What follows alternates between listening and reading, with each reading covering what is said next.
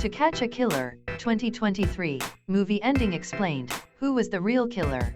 Movie follows the FBI's investigation into a mass murder on New Year's Eve in Baltimore. It keeps you glued to the screen to reaching the real murderer. It is New Year's Eve, and the city of Baltimore is replete with people partying in their apartments or just going about their business. Amidst this chaos, as soon as a round of fireworks goes out, 17 people are shot dead with bullets flying out of nowhere. On the other side of the town, Eleanor arrives at the site, and the police ascertain that all the bullets have been fired from a certain 17th floor apartment in the neighborhood. All the police personnel immediately rush to the site of destruction.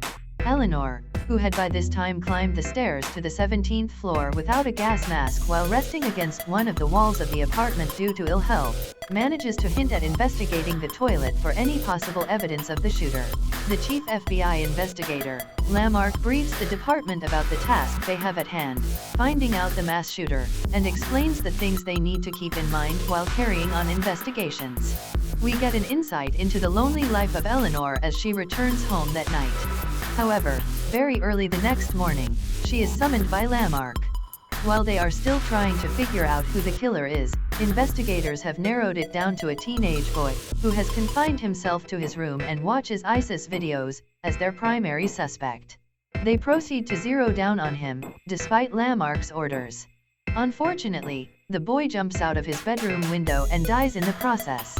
A few days later, another horrific incident takes place.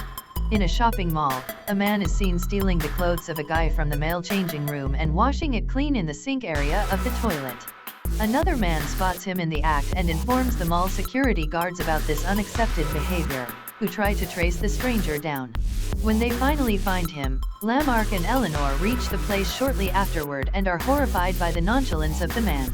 The news spreads like wildfire.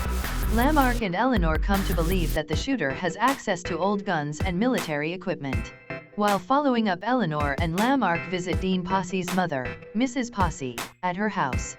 Eleanor comes to realize that Dean is hiding in the outhouse and has both her and Lamarck at gunpoint.